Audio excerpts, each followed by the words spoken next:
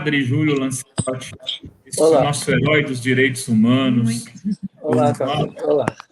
Que resgata um pouco da nossa luta por justiça social em ações tão lindas como a realizada ontem lá no viaduto de Itaquera. Padre Júlio, seja muito bem-vindo à nossa conversa. Eu agradeço, sempre encontrar com vocês é muito bom. Camilo, te ver me emociona. Um abraço para todos, um carinho a todos. E o viaduto é no Tatuapé. Tatuapé, perdão, eu falei Itaquera 2 vezes já. O padre, aliás, tem uma sugestão aqui que fizeram para o Camilo que eu queria falar ao vivo, que o Camilo fizesse uma biografia do senhor. Oh, meu Deus. Tão sensacional, mas tão sensacional. Vamos conversar. Aí, ó. Quem sabe, tem pessoas que estão tentando fazer isso, mas acho que é difícil. Tem que ser não autorizada. Mas conta, Camilo, eu estava falando do senhor aí. Eu ia contar que não temos a biografia do Padre Júlio, mas temos o Jesus das Ruas, que é um livro recente de dezembro, que esgotou em 2 semanas, que vai ser relançado agora segunda-feira que vem, dia 8, nas redes sociais do Padre Júlio e do Paulo Escobar, que é a pessoa que conversou com o Padre Júlio. Ele acompanha, ele trabalha junto com o povo da rua, ele acompanha o Padre Júlio, acho que ele pode falar mais, mas chama o Jesus das Ruas na trajetória do Padre Júlio Lancelotti, e são conversas, assim, eu li em dezembro o livro, nessa primeira tiragem pequena que esgotou rapidinho, fiquei super feliz de saber que vai ser relançado agora, e é isso que eu ia convidar, para quem, enquanto não tem a biografia, que a gente leia o Jesus das Ruas na trajetória do Padre Júlio. Legal. Padre, eu queria perguntar para o senhor, ontem a gente teve essa imagem do senhor marretando lá para tirar aquelas pedras debaixo do viaduto. Eu queria perguntar o que o senhor sentiu quando viu aquelas pedras lá e o que te motivou a tomar essa atitude de pegar a marreta e ir lá tirar aquelas pedras higienistas, né? Aquele fruto daquela arquitetura tão higienista. Então, antes de ontem, também apareceram as fotos nas redes sociais. Eu senti uma tristeza imensa, uma tristeza muito grande de ver aquilo é uma improbidade administrativa, aquilo é um mau uso do dinheiro público, aquilo é higienista, é fascista, aquilo é uma ação terrível. Isso tem uma série de desdobramentos. Já desde aquele dia, houve muita pressão pelas mídias e por vários meios, e ontem aconteceu que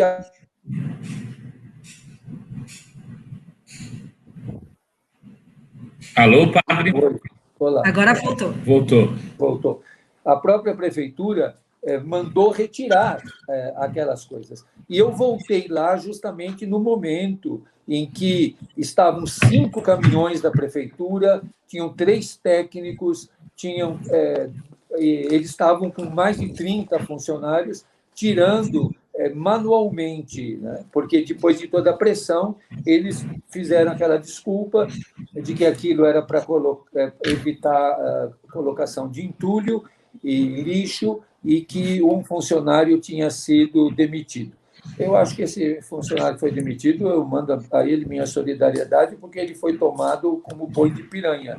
Não foi ele que decidiu sozinho de fazer aquilo, mas a administração regional da Moca, a prefeitura regional da Moca, achou um culpado, que é esse que eles demitiram do cargo que tinha, embora ele seja funcionário de carreira, ele não pode ser exonerado do serviço público.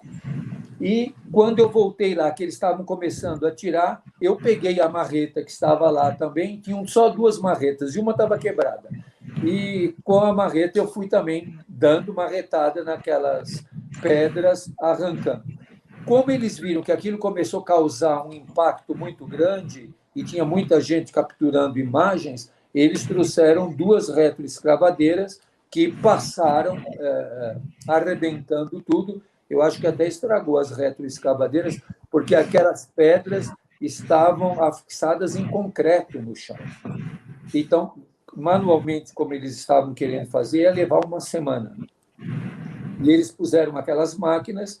Hoje eu estive lá outra vez, eles agora até passaram uma camada de cimento, de concreto por cima, mas se vê que é uma coisa maluca, porque é fazer o buraco e depois tapar o buraco que foi feito. Então, qual o gasto público? Isso foi feito sem nenhum planejamento, isso foi feito como uma hostilidade à população de rua, porque aquelas pedras pontiagudas não eram para impedir que se colocasse entulho e lixo, porque colocariam em cima das pedras. E ali podia ter sido feito um ecoponto, por exemplo. Em São Paulo há vários ecopontos.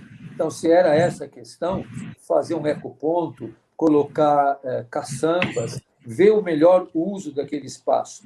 Para vocês terem uma ideia, ele é um pouco maior do que uma quadra de vôlei oficial, até um pouco maior. Então, é um espaço considerável que poderia ser um estacionamento, poderia ser melhor que um estacionamento, poderia ser um canteiro de mudas, como está ali numa área de muito trânsito, as pessoas que quisessem arborizar a cidade poderiam buscar ali mudas de plantas, porque na Salim Farah Maluf existem vários tipos desses garden que vendem plantas, que vendem mudas. Poderia ser feito um ali da prefeitura para distribuir plantas, mudas de árvores para arborizar melhor a cidade, com orientação técnica, qual a melhor árvore para cada local. Então, aquilo foi feito realmente para ser um gesto hostil, não mais do que um gesto, de ser uma ação hostil contra a população em situação de rua, que aumenta na cidade, que é cada vez maior e que não tem onde ficar. E a prefeitura, não sabendo fazer o adequado, faz o inadequado e o desumano. Muito bom. Camilo, fica à vontade para fazer uma pergunta para o Padre Júlio. Não, eu estava pensando aqui só nas diferentes formas, né, dessa violência de Estado, porque isso é uma violência de Estado. Joga-se água nessa população, 6 horas da manhã em julho, tem a coisa de tirar os pertences, e eu sei que o Padre Júlio tem uma trajetória importantíssima nisso, com vitórias e depois alguns retrocessos, porque o tempo passa, a gestão muda, e eu também não tenho muita clareza de como é que está agora, mas antes do Padre Júlio entrar, eu estava comentando, Padre Júlio, que a Prefeitura de São Paulo te deu um prêmio em dezembro de Direitos Humanos, Dom Paulo Evaristo Arnes. Sim. E você fez esse apelo na cerimônia de recebimento do prêmio. Que assim, o prêmio não é um prêmio para mim, o prêmio que eu quero é que vocês parem de tratar mal os moradores de rua. E não deu outra, 1 mês e meio depois, as fotos do senhor tirando as pedras debaixo do viaduto. Então, é uma coisa que não acaba, né? Não acaba. E antes disso, já tivemos várias operações de rapa na cidade, vários momentos de tirarem as coisas da população de rua. O que se vê, a cidade é muito grande, a administração municipal é muito departamentalizada e não existe uma proposta orgânica. Hoje, a Secretaria Municipal de Direitos Humanos é a secretaria encarregada da formulação da política pública. E a questão dos direitos humanos tem que ser transversal em todas as secretarias. Mas a que executa as ações chamadas sociais, entre aspas, para a população de rua, é a Secretaria de Assistência e Desenvolvimento Social. Mas a que faz esses obstáculos embaixo dos viadutos é a Secretaria das Prefeituras Regionais. E a outra que dá garantia a isso é a Secretaria de Segurança Urbana. O que eu digo para eles, quando eles dizem mas isso é com o outro, isso é com a saúde, isso é com a habitação, de que eles não se articulam, e eles são o mesmo governo, e eles fazem parte da mesma administração. Então, o que eu tenho insistido junto aos prefeitos, já falei com o prefeito Bruno Covas várias vezes, e com todos os outros prefeitos que passaram, que a administração não pode ser esquizofrênica. Um faz o contrário do que o outro tem que fazer. E aí, nesse caso dos 2 viadutos na Salim Farah Maluf, é a mesma secretaria que faz desarticuladamente. Então, gasta dinheiro público para pôr e gasta dinheiro público agora para tirar. E causa problemas muito sérios à população de rua. Então, falta organicidade, falta integração. Não se governa uma cidade do porte de São Paulo sem uma organicidade naquilo que se vai fazer e sem ter objetivos claros.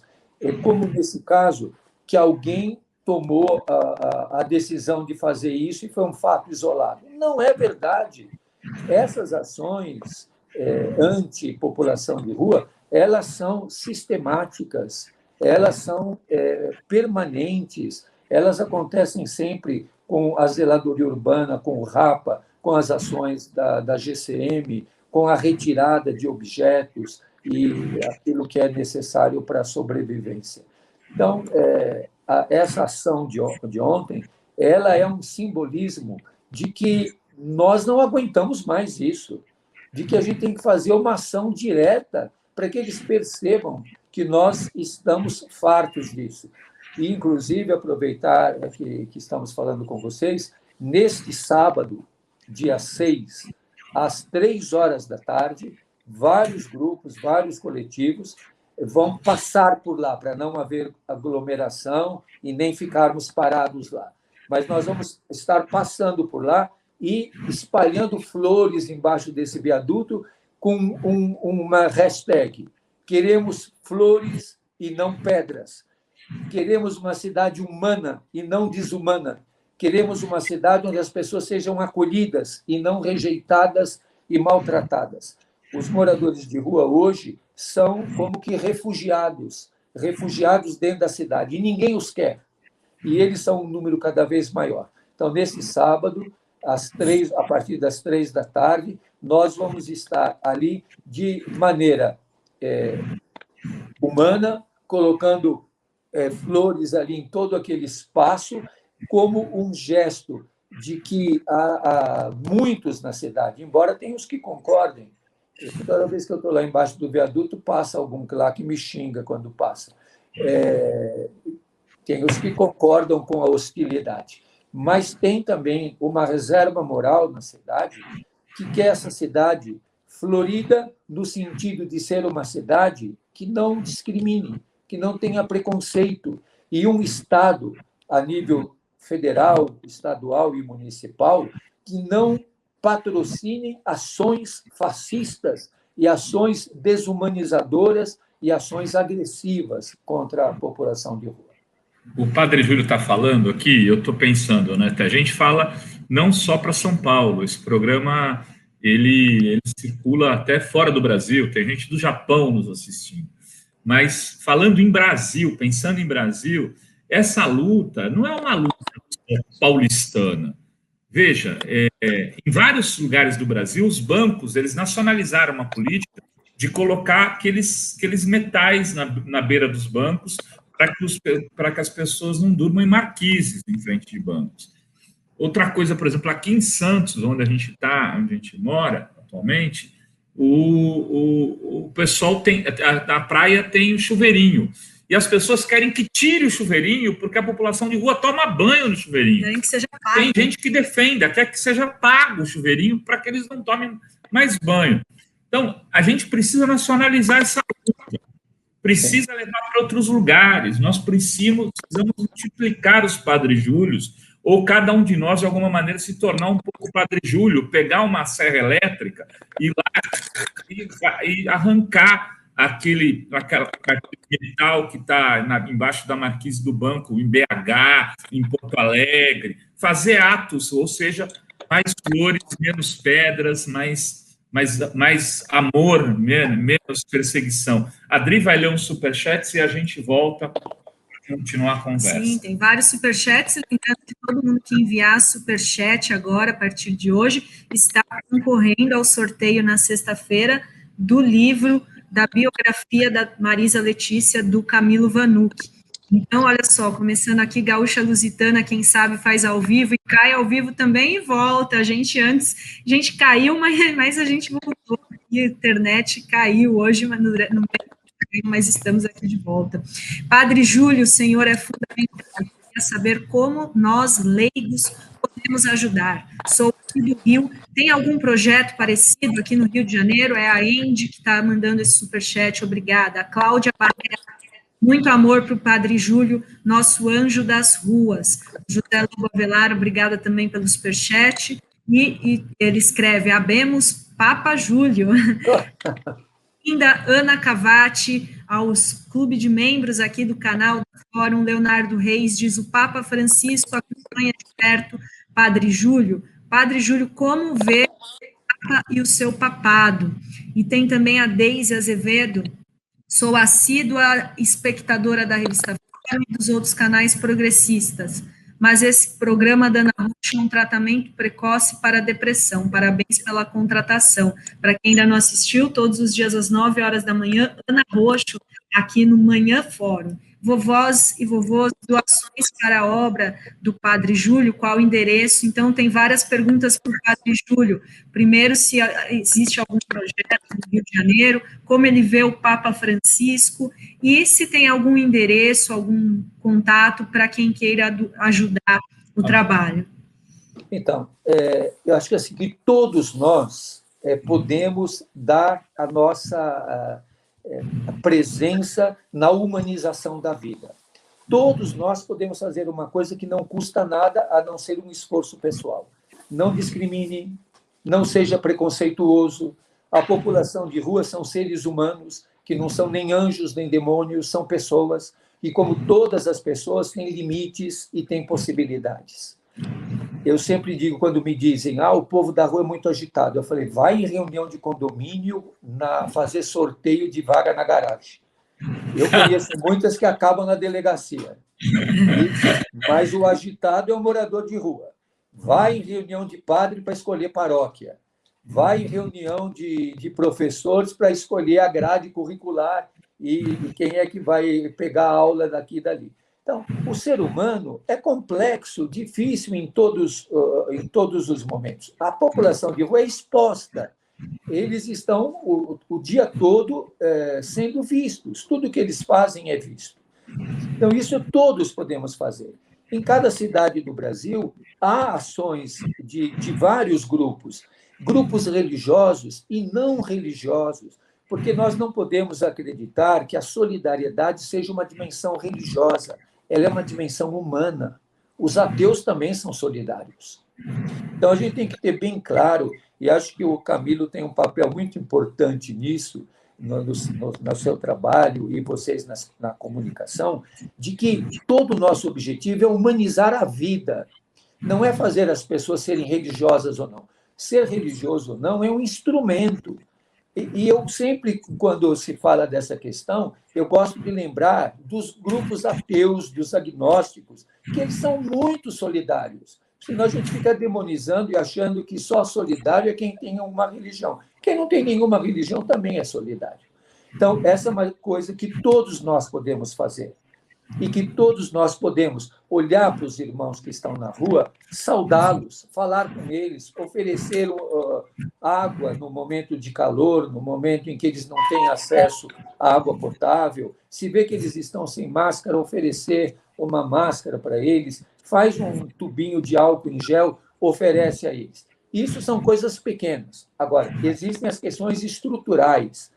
Essas nós temos que lutar por uma mudança histórica.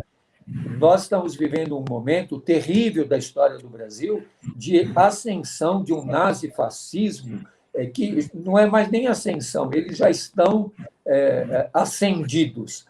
E nós precisamos lutar contra todo tipo de homofobia, de transfobia, de xenofobia, de aparofobia, que é esse rechaço ao pobre. Isso todos podemos fazer. Não é uma coisa assim de imediato, mas tem as coisas imediatas e tem aquelas questões que são históricas. A ação do Papa Francisco é uma ação histórica. Ela vai... Você sabe que o Papa Francisco tem muita oposição dentro da Igreja. E agora ele tem feito no Vaticano várias ações diretas em relação aos irmãos de rua, A última que ele fez agora foi conseguir que o Estado do Vaticano vacinasse os moradores de rua que estão nas imediações da Praça de São Pedro e do Vaticano. Então, o Papa Francisco ele chama a atenção uma coisa muito importante. Essa população é descartada, e o descarte é a lógica do neoliberalismo. Enquanto nós vivemos o neoliberalismo, nós vamos ter pessoas descartadas. A nossa ação é uma ação de resistir, e uma ação de insistir e de estarmos próximos e com afeto e ações efetivas junto daqueles que são descartados. Então, não é eu não tenho um livro de receitas, mas de princípios que devem nos levar a discernir as ações que nós devemos de viver e como conviver com esses grupos descartados. Muito bom. Muito bom. Alguém tem uma pergunta? Senão eu tenho. Eu também. Mas, não, o senhor falou dessa questão, como há muitos ateus solidários e que têm, né, atitudes muito mais cristãs do que quem se diz cristãos. Né? Exatamente. E hoje, muita gente usando, muitos políticos aí usando, né, o Jesus Cristo de uma forma, ao meu ver, totalmente, né, errada, assim. Eu queria perguntar para o senhor como que o senhor vê isso, essas pessoas que estão usando o nome de Cristo para defender causas fascistas, né? Olha, utilizar do espírito religioso ou de qualquer pensamento religioso para dominar as pessoas é a pior idolatria que pode existir.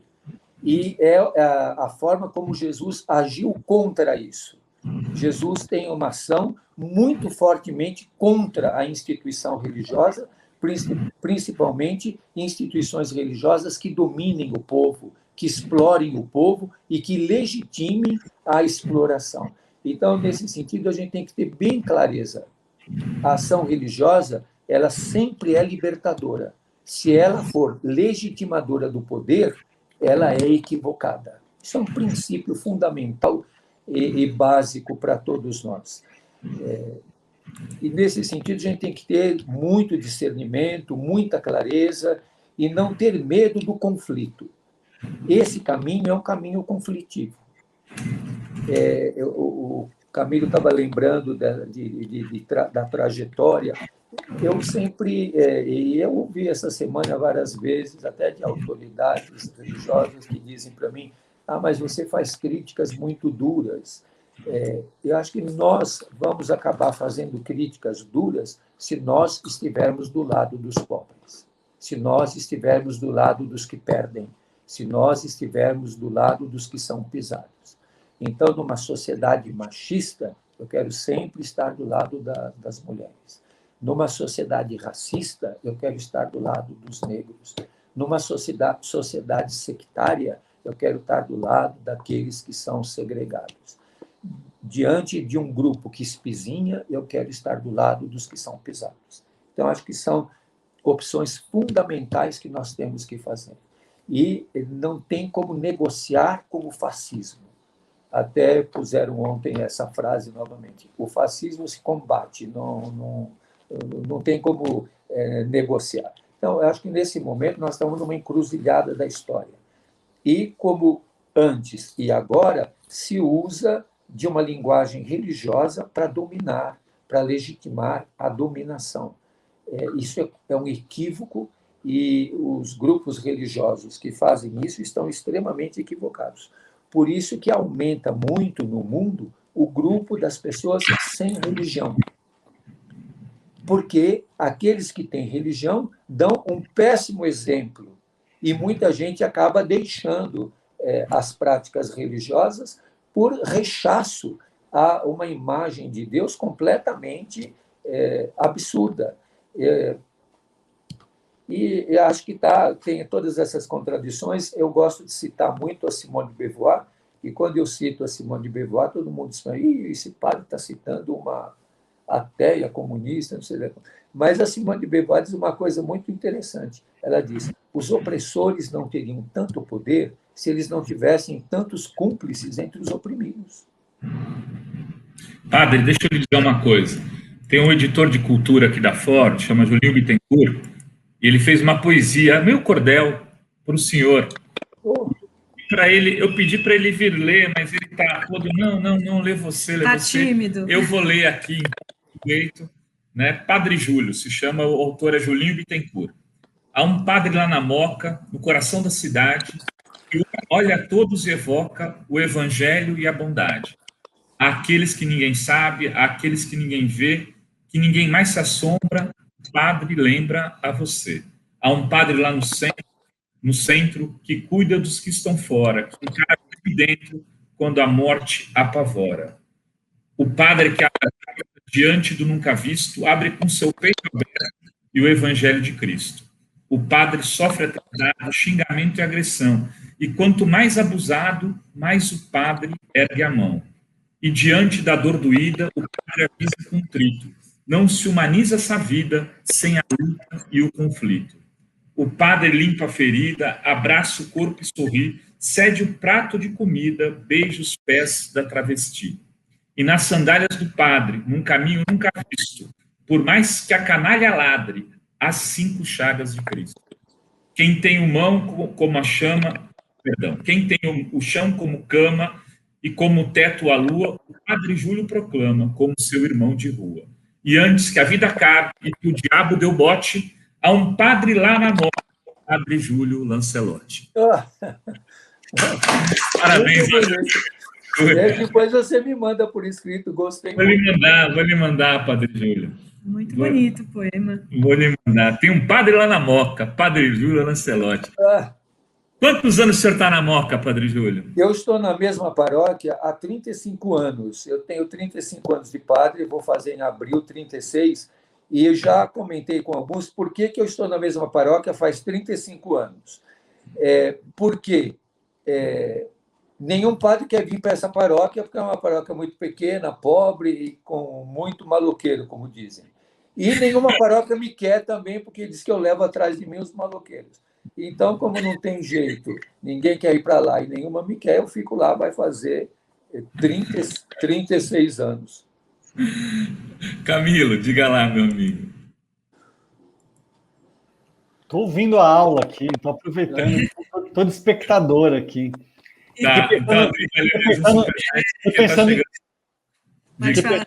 E pensando só em 2 imagens que me ocorreram vendo o padre o Júlio falar e depois esse poema. Eu acho que era o Dom Helder, né, que dizia que quando ele fazia caridade chamava ele de cristão. Quando ele apontava a causa dos problemas sociais, chamava ele de comunista. Verdade.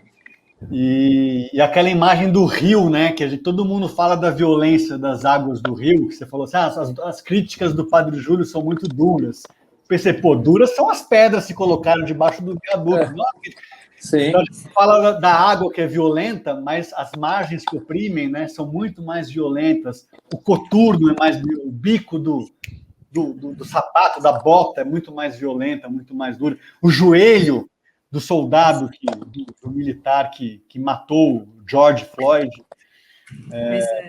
Então, pensei muito nisso. É bom que a gente consiga ser essa água do rio, que consiga também se rebelar contra as margens e contra as pedras embaixo dos viadutos. Eu queria agradecer a oportunidade de estar aqui e aprender sempre com você, padre Júlio. Obrigado, Camilo. Você que me emociona muito. E queria lembrar, quando perguntaram, quem quiser pode me acompanhar no Instagram. Lá no Instagram a gente vai informando tudo. Eu faço do Instagram e das redes sociais como que um diário de todas as ações que têm acontecido. Hoje, o que nós vivemos pela manhã, já logo daqui a pouco já vai estar no Instagram, no Twitter, no Face. Aí, por que fazemos isso? Isso é uma forma de irmos mantendo a memória da luta. E nós não podemos perder a dimensão de que a nossa luta é uma luta histórica. Por isso que nós temos Dom Helder. Dom Helder, se a gente for analisar friamente a vida dele, ele é um derrotado. Assim como Dom Pedro Casaldáliga. Dom Pedro morreu durante a pandemia, foi sepultado naquele cemitério dos indígenas na beira do rio, ele não viu nada do que ele sonhou, mas o sonho dele não acabou. E a luta não desistiu de sonhar o seu sonho. Então, a nossa luta é uma luta histórica, não é uma luta da qual eu faço parte sozinho. Eu faço parte, Camilo, da luta do Alexandre.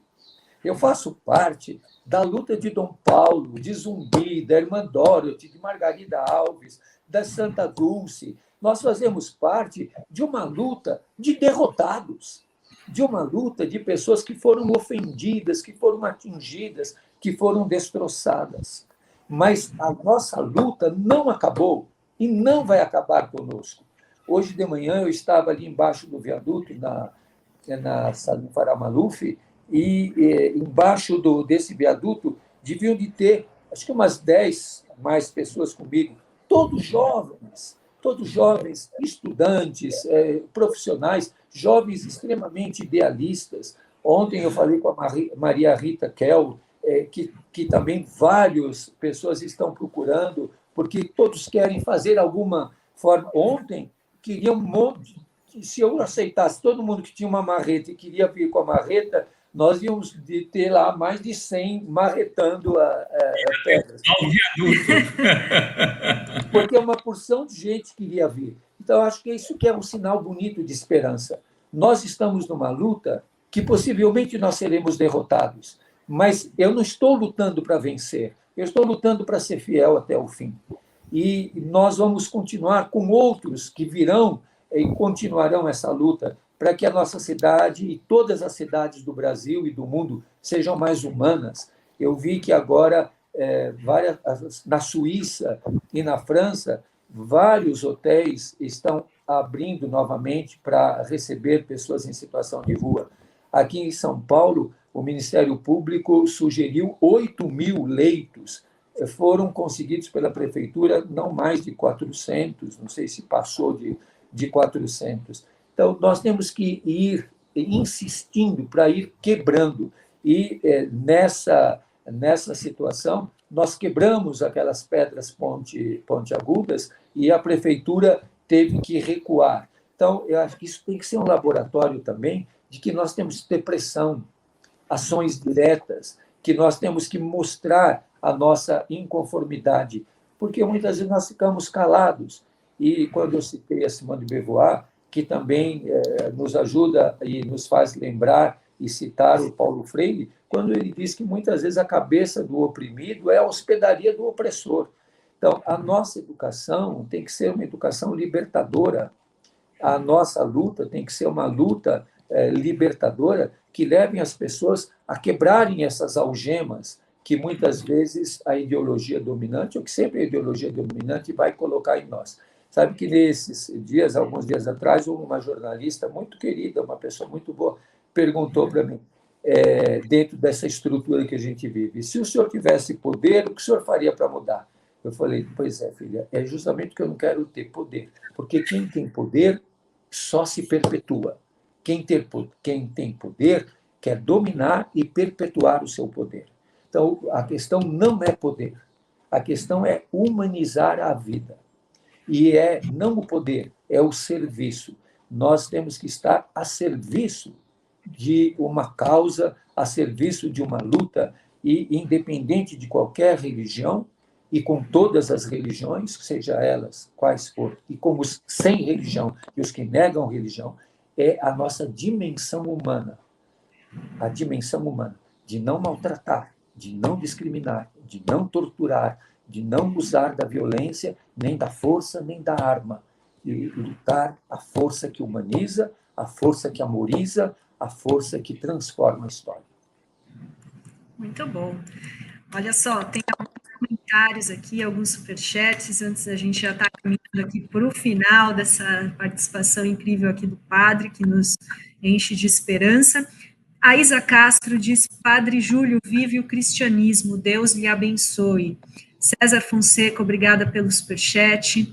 E lembrando que todos os superchats agora até sexta-feira participarão do sorteio do livro do Camilo Vanucci, que é a biografia da dona Marisa Letícia, que faz 4 anos de morte, exatamente hoje. E para a semana que vem, eu já vou me comprometer aqui com o Padre Júlio, a gente vai sortear o livro O Jesus das Ruas. Tá bom. De comprar no sebo, Padre Júlio, eu vou pedir para o senhor autografar, para a gente fazer a entrega. Aqui tem muita gente perguntando do livro, então é o Jesus das Ruas. O senhor pode até... Padre. E quem quiser encomendar o livro ou fazer um pedido, com Paulo Escobar, que através do Instagram, @Paulo Escobar, escrito tudo junto, 1978. Paulo Escobar, @Paulo Escobar 1978. E aí faz o pedido, porque ele remete também o livro para as pessoas que pedirem. Eu queria aproveitar que foi lembrado do livro do Camilo, o livro sobre a Marisa. Eu estive no hospital poucos momentos antes da morte da Marisa. Eu dei a unção à Marisa e tenho por ela um carinho, um respeito muito especial. Eu vou contar para vocês uma historinha que aconteceu com o ex-presidente Lula e a Marisa, quando eu fui visitá-los em Brasília, e eu fui com um amigo italiano, que era amigo comum do presidente, e logo que ele tinha tomado posse, nós vamos lá fazer uma visita, tomar um café com o presidente. Aí disseram, mais que nada, vocês vão ficar aqui nessa fila, atrás dessa corda, quando o presidente passar, vocês fazem um tchau. Aí falou, tá bom. Aí nós fomos lá, fizemos um tchauzinho, e quando o presidente viu, falou, Júlio, Antônio, e logo nos puxou para dentro da corda, e quando nós vimos, nós estávamos no Palácio da Alvorada para almoçar com o presidente. E tinha um barulho de uma máquina que estava cortando grama, e o presidente perguntou, o que é isso? Aí alguém disse para ele, que está cortando grama. Ele falou, não, isso eu sei. Mas ele agora, na hora do almoço, está cortando grama? Chama lá o cortador de grama para vir almoçar comigo. Aí chamaram, ele veio, presidente, por favor, desculpe, o presidente. Falei, não, que é isso, companheiro, senta aí, vamos almoçar comigo, se meus amigos de São Paulo estão aqui. Não, presidente, por favor, senta aí, toma aí uma coisa assim, vem almoçar com a gente. Aí a Marisa que disse, ô Lula, deixa ele almoçar onde ele quer. Não está vendo que o rapaz está constrangido? Deixa ele almoçar onde ele quer. Aí, mas almoça aqui. A Marisa disse, deixa ele almoçar onde ele quer. Aí o presidente falou, onde é que você almoça? Ele falou, lá na cozinha e tal. Aí a Marisa disse, deixa ele lá. Então, a dona Marisa tinha esse aspecto de humanização, de uma sensibilidade para o outro, e naquela cena me chamou muita atenção como ela foi capaz de perceber que, simbolicamente, aquele irmão estava constrangido e que ele, para poder comer à vontade, ele tinha que ficar lá no lugar que ele estava habituado, lá na cozinha do palácio. Né? Então, eu queria lembrar, você teve esse livro, lembrar que a Marisa realmente é um grande exemplo de uma mulher do povo, uma mulher lutadora, uma mulher com uma garra muito grande. Eu acompanhei o enterro da Marisa e tive esse momento tão forte de dar a ela a unção. Dom Angélico também deu a unção para ela, e eu também estive lá na UTI para dar a unção para a Marisa. Eu queria fazer essa lembrança. Aliás, foi emocionante, né? Aquela cerimônia do funeral da Marisa. O senhor estava lá. Sim. O senhor falou, o senhor fez uma fala, se não me engano, de Sim, também. minutos. Muita gente revoltada, e o Lula, mesmo na fala dele, a gente fala, não, o Lula politizou a morte da esposa. O Lula fez uma fala bonita, sensível, e agora ele pontuou algumas coisas que o Camilo confirma e que todo mundo que a gente conversa confirma, que viveu a Marisa nos últimos tempos. Ela foi torturada psicologicamente na Lava Jato. A morte dela é uma morte que também é consequência da Operação Lava Jato. Né? Então, essa tortura psicológica, tem se falado muito nos dias com eles, precisa talvez ser mais denunciada, né, Camilo? Eu não sei, Camilo, padre, se não faz parte da nossa função também denunciar isso. Olha, só quem já passou por uma tortura psicológica sabe o que é. Só quem já passou. Eu sei o que é sofrer uma tortura psicológica. Então, é uma coisa que atormenta. E se você não tem uma força muito grande para aguentar, realmente leva a sucumbir. Eu creio e testemunho o sofrimento da Marisa. Ela carregava no rosto uma expressão de dor, de espanto, porque é uma coisa... E cada vez mais fica explicitado esse golpe misógino que houve e todo o ódio que se movimentou para atingir um grupo determinado, entre eles uma pessoa muito atingida foi a Marisa, sem dúvida.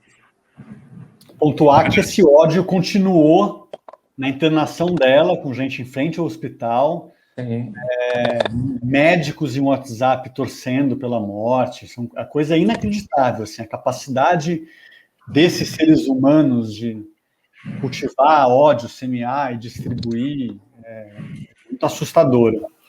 E, no caso, eu posso discordar completamente da linha política, discordar da pessoa, mas se eu sou um profissional, eu tenho que exercer aquela minha atividade de maneira profissional, não ficar passando fake, não ficar incentivando notícias inadequadas e alegrando e fomentando ódio contra as pessoas. Acho que essa é uma luta grande que nós temos que ter. Humanizar a vida. O Papa Francisco, na última encíclica Tutti Fratelli, ele diz uma coisa muito bonita. Ele diz o que é amar o tirano. Amar o tirano é tirar da mão dele a tirania. Essa é uma luta histórica. Tirar a tirania da mão dos tiranos.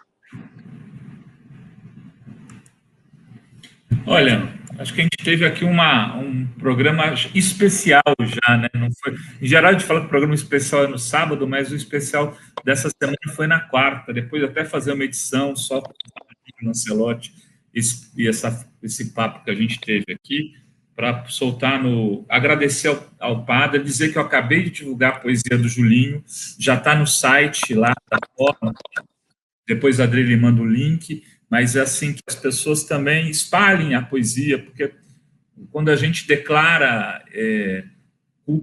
se declara culturalmente, é um ato de amor também, né, padre?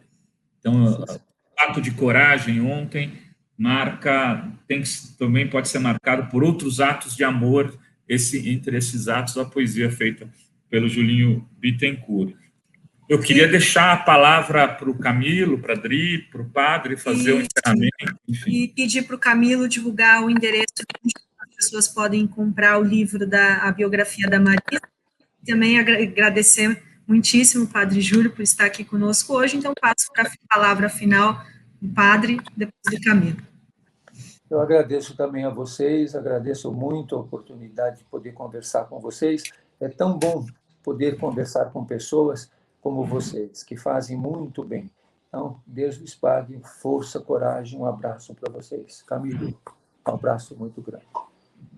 Muito obrigada, padre. Camilo? Agradeço muito, imensamente, o padre. Viu, padre, o meu próximo livro, que sai esse semestre ainda, não é a sua biografia ainda, mas é a da Margarida Genevois. Oh, muito bom! Margarida Genevois te assiste todo final de semana à missa do Arcanjo e tem muita admiração por você. O livro da Marisa é da Alameda Editorial. Eu coloquei aqui no YouTube agora, no chat aqui, e alamedaeditorial.com.br para encontrar. E agradecer de novo o convite de vocês. E uma honra enorme estar aqui dividindo esse sofá com o Padre Júlio. Legal. Muito obrigada, Padre Camilo. Júlio, beijão no seu coração, tudo obrigada. De bom, um abração forte. Abraço. Juntos, você sabe que a gente sempre está juntos, né? Obrigada, gente. Valeu. Uma ótima tarde para todos. Beijos a todas, beijos a todos.